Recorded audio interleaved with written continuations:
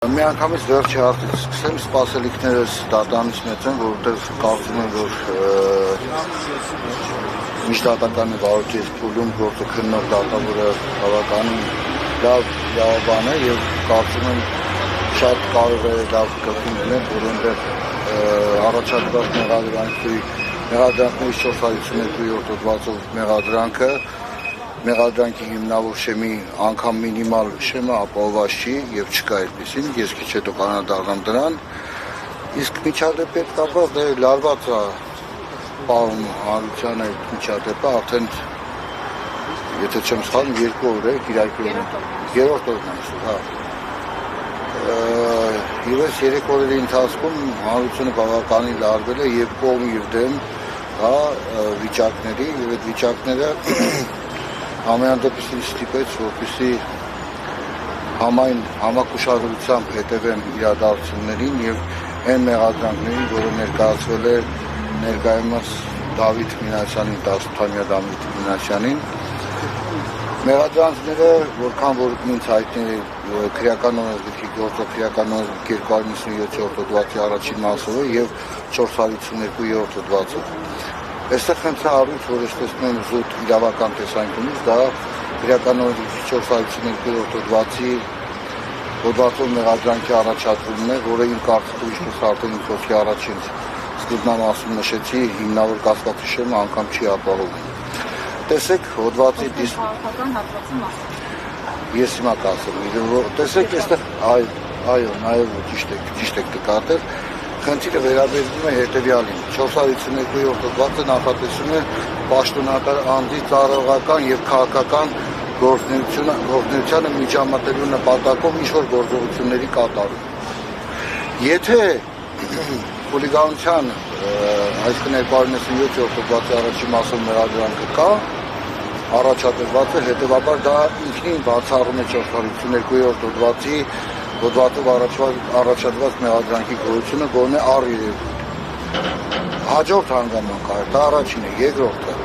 452-րդ հոդվածը այնտեղ դիսպոզիտիվ հատկանիշները հետևյալն են, այսինքն շարադրված է հետևյալ կերպ, որքան որ մի շահություն չի դավաճանում, պաշտոնատար անձի ծառայողական եւ քաղաքական գործունեությանը միջամտելու նպատակով ինչ-որ գործողությունների կատարումը։ Ընդ որում օրենսգիրքը շեշտադրում է օրինական ծառայողական եւ քաղաքական գործունեության մասին։ Հիմա մենք պետք է պատասխանենք հետեւյալ հարցին. ենթադրյալ տուժողը, այսինքն վարչապետի պաշտոնը զբաղեցնող անձը, տվյալ դեպքում Կիրակի օրով եկեղեցական տոնին, բաղկազարդի տոնին,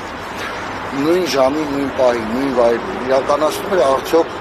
օրինական, ծառայողական կամ օրինական քաղաքական գործունեություն թե ոչ։ Այս հարցի պատասխանը պետք է վարորդին իրականացնող մարմինը տա։ Եթե չի տվել, հետևաբար արժի ծառայություն է մատուցել առնվազն բարձրաստիճան պաշտոնատար անձը։ Իսկ չեք մտածում, որ նախ Փաշինյանը իր սկզբանե հայտարարել է, որ գնում է քաղաքական քարոզարշավի։ Եվ նա ծեսի վայրում թույլ տվեք ավարտել։ Եվ նա հոգևոր ծեսի ժամանակ չի մասնակցում ծեսին, նա ընդամենը մտնում է եւ դուրս է գալիս։ Այդպիսով տեղի ունենում միջադեպը, չասեմ սադրում է, հրահրում է, թող դա իրավաբանները ասեն, բայց հաստատի նա մուտք է գործում, ես քիչ առաջ դες այդ տեսանյութի հատվածը փոխանցել եմ։ Մյուզեումում տեղադրված է այդ հատվածը, որ ինքը մտնում է, տղաները աջ եւ ձախ կողմերում կանգնած, նույնիսկ դեմքը փակում է այն տղան Դավիթը, որի հիմա ներսում է դատարանում, դեմքը փակում է, հաշտ խաղաղ կանգնած են եւ դուրս է գալիս, հետո տեղի ունենում միջադեպը։ Արդյոք Նիկոլ Փաշինյանի նախապես հայտարարած քարոզարշավը 1, սա փաստ է, ձեր նշած հոդվածի հիմքեր ստեղծել համար, եւ երկրորդ արդյոք քննման հատուկ առարկա չէ, թե ինչպես է ստացվում, որ նա մտնում է դուրս է գալիս, այսինքն քարոզությունը է դա եկեղեցու տարածքում ծեսի պահի։ Եվ եթե նա մտնում է խաղաղ, ինչու է հետո դուրս գալուց միջադեպում, եթե տղաները պլանավոր էին, ունեին պլան, որ պիտի վնասեն կամ խոչընդոտեն նրա քարոզությունը, ապա կարող են հենց սկզբում խոչընդոտել, ինչու հենց վերջում։ Այստեղ ճիշտ եք նկատել, խոչընդոտման հանգամանքի մասին խոսք չկա, որտեղ խոսքը գնում է բռնության գործադրելու սպառնալիքի մասին կամ չավարտված բռնության մասին։ Որքան որ ինձ հայտնի է, ներկայումս առնվազն գոնե 2-3 օր առաջ որևէ քաղաքական գործունեություն այս պահի դրությամբ չի իրականացվում, որտեղ պաշտոնապես Հայաստանի Հանրապետությունում որևէ քաղաքական իրավիճակ գոնե այս պահին գոյություն չունի։ Խոսքը վերաբերում է ընտրությունների նախաշեմ կամ պաշտոնական քարոզարշավ կամ որևէ բան։ Եթե դա ներկուսակցական քարոզարշավի մասին է խոսքը, սա քաղաքական գործունեություն չի։ Սա կարող է յուրաքանչյուրը ներքաղաքական գործունեություն ծավալել կամ ինչ-որ արշավ կազմակերպել, բայց դա չի նշանակում, որ դա օրինական քաղաքական գործունեություն է։ Օրինական քաղաքական գործունեությունը պետք է սահմանված լինի, այնպես ինչպես օրինական ծառայական գործունեությունը պետք է սահմանված լինի օրենքով, օրենսդրական ակտերով եւ այլն եւ այլն։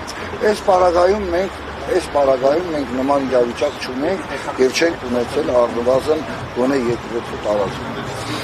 Ինչ վերաբերում է քարոզարշավը, ենթադրաբար, առերևույթ այսպես ասենք, ենթադրաբար քարոզարշավ եկրեցուն ներսում ներկուսակցական ինչ-որ միջոցառումների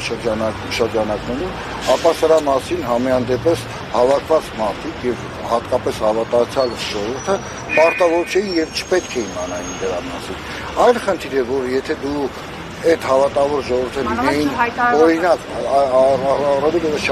օրինակ, եթե այդ ժողովուրդը լինեին, հավաքված մարդիկ լինեին քաղաքացիական պայմանագիր կուսակցության անդամները, դա այլ խնդիր կարող է լինել։ Այսինքն առնվազն գոնե ողջամտորեն տվյալ երիտասարդները, 10 տարեկան երիտասարդները պետք է իրազեկված լինեին հանրային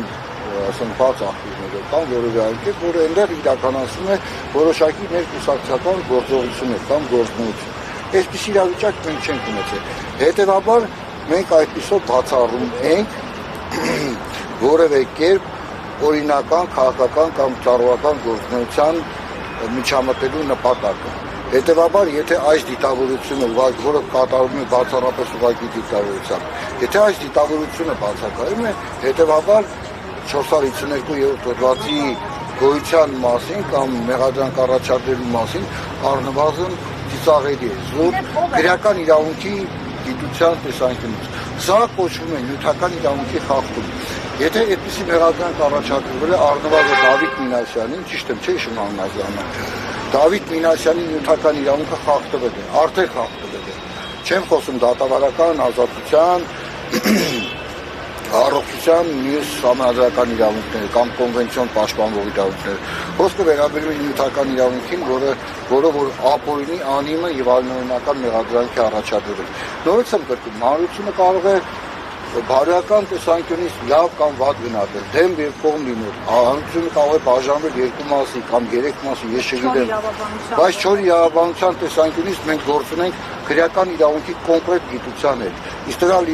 իրադրությունում քրեական իրավունքի կոնկրետ գիտությունն ասում է, որ 452-րդ հոդվածի հանցակազմը բացառապես գոյություն չունի։ Հիմա անդրադառնամ ինձ ամեն առաջի խոսքին։ Դատավորը մնացական մարտիրոսյան, եթե ճիշտ եմ հիշում, որ նա է դատավորը բազմամյա իրավաբան է, այո, բազմամյա իրավաբան է եւ շատ լավ գիտակցում եւ հասկանում է քրեական իրավունքի գիտությունը գոնե այդ մասով, որ տվյալ հանցակազմը Դավիթ Մինասյանի արարքում պարզապես անգամ հիմնավոր կասկածի մինիմալ շեմով բացակայում է։ Հետևաբար խոսել այդ հանցակազմի մասին, ուրեմն մենք չենք կարող։ Տակը մնում է խուլիգանության հոդվածի, խուլիգանության արարքի կատարման հանցակազմը, դա էլ մինչև 2 տարի արտազրկում է նախատեսում, այսինքն ոչ մեծ հանրության հանցագործություն է, որը հնարավոր է նաև կարող են անգամ 18-ամյա տղայի նկատմամբ, այնպիսի հիվանդություններ, որոնք խոչընդոտ են հանդիսանում կալանքի կամ ջրբակալման կամ պատիժը կրելուն, այս պայմաններում կարող է ոչ արդարացնող ինքով քրեական հետապնդում չիրականացվել։ Համենայն դեպս իր հապամարմինները հրաժարվեին այդպիսի քրեական հետապնդում իրականացնել։